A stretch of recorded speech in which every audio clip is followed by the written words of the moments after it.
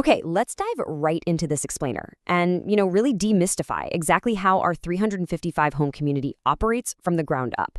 I mean, if you've ever driven through the neighborhood and wondered, who actually manages this pristine landscaping? Or how is the pool always magically ready and safe for summer?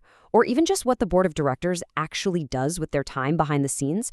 Well, you are in the perfect place. We are going to visually map out the entire Rock Creek ecosystem today.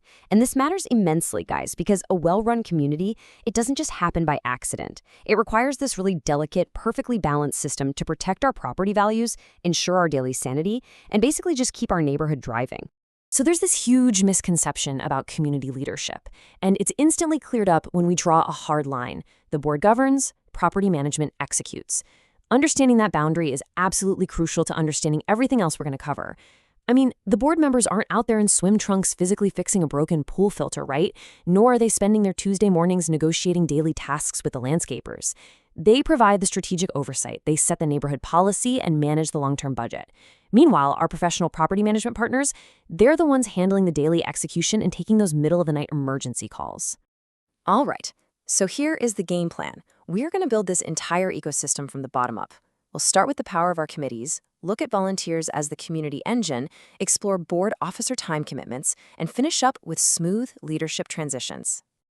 Let's kick things off with Section 1, the power of committees, which is truly the foundation of Rock Creek. Our specialized committees handle the literal boots-on-the-ground reality of our neighborhood. They are the front line.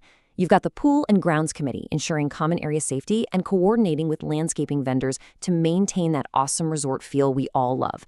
Then there's Social Events, which is entirely focused on the fabric of our community spirit, planning holiday parties, putting together the newsletters.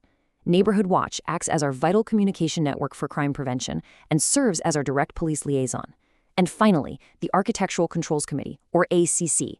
Now, they are way more than just the paint police. They are tasked with maintaining design compliance, which is honestly the ultimate frontline defense for every single homeowner's property equity. Moving right along to Section 2, volunteers. This is the community engine fueling all those operations. Here is the crucial reality check, folks. The board leads volunteers, they do not replace them. If homeowners don't step up to run these committees, the entire system just freezes. The board literally cannot absorb the work of 50 volunteers. Our whole operational ecosystem relies completely on the dependability of our homeowners to actively execute these functions. Basically, a community is only as strong as the people willing to raise their hands. And these volunteer roles, they aren't just nice to have. They are critical operational functions that require total, unwavering commitment. Just think about the daily gates. If the volunteer in charge hits snooze on a random Tuesday morning, we've got total neighborhood gridlock, total chaos. We absolutely need dependable people to coordinate the social event decorating, to handle the huge influx of packages and mailbox information during the holidays, and to run the RC Angels. You know, when someone's golden retriever gets out, it's that RC Angels volunteer network that springs into action to reunite that pet with its family. The dependability of these volunteers dictates exactly how smooth and secure our community feels every single day. Dependability is everything here. So, with that operational engine humming along, let's scale up to the helm for Section 3, Board Officer Time Commitments. Now, before anyone submits their name for an election, they really need to understand the stark contrast of what serving on the board actually means. This is a structured, fiduciary leadership role. It is not a casual volunteer position for pushing personal agendas. Having a fiduciary duty means you are legally bound to act in the best financial and structural interest of the community as a whole. It means putting the neighborhood's long-term health above your own personal preferences, responsibly managing hundreds of thousands of dollars in reserve funds, and enforcing rules consistently, even when it's super uncomfortable. Let's talk real numbers for a second regarding the average monthly hours required for just 3 of the key roles. Prospective candidates deserve totally transparent expectations. We're looking at a midpoint average of about 19 hours for the president, 15 hours for the treasurer, and 11 hours for the vice president. Think about that. 19 hours for the president is almost an entire extra part-time work week every single month. It's essentially a demanding part-time job that you're committing to on top of your actual career, your family life, and your personal downtime. But keep in mind, those numbers, those are just the averages.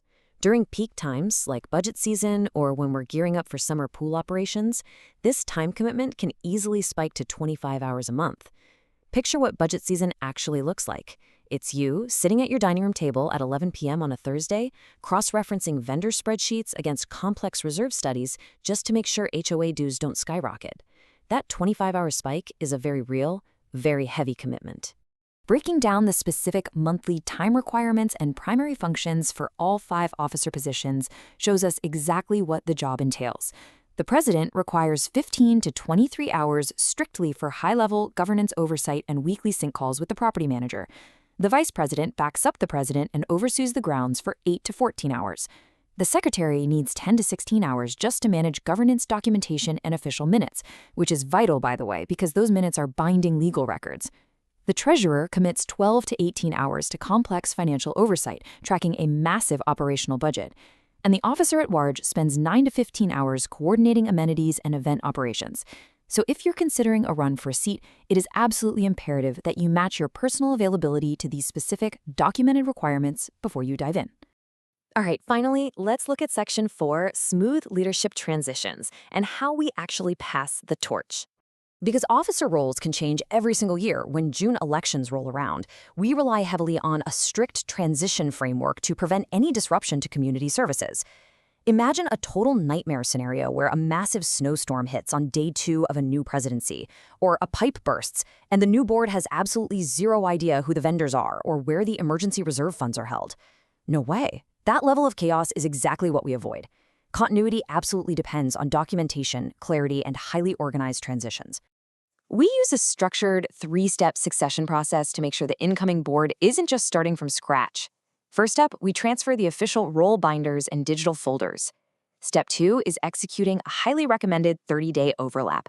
This is honestly the secret sauce. It acts as a mentorship period where the outgoing officer is available for direct consultation, so new members don't feel thrown to the wolves. And finally, Step 3. The new officer accesses the meeting template library to keep all our community communications beautifully consistent.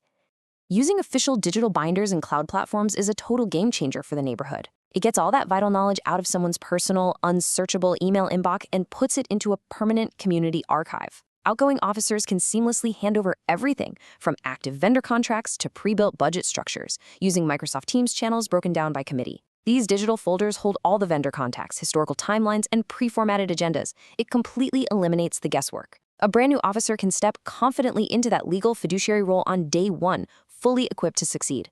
So let's bring this whole shebang together. We've got this delicate, balanced ecosystem relying on dedicated specialized committees, the absolute dependability of our day-to-day volunteers, the significant time commitments of our board officers, and the digital tools required for seamless transitions.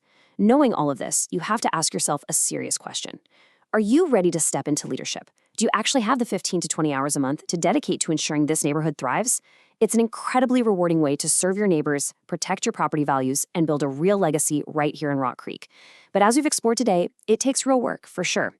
Think about it. And hey, thank you so much for joining me for this explainer on how our amazing community truly functions.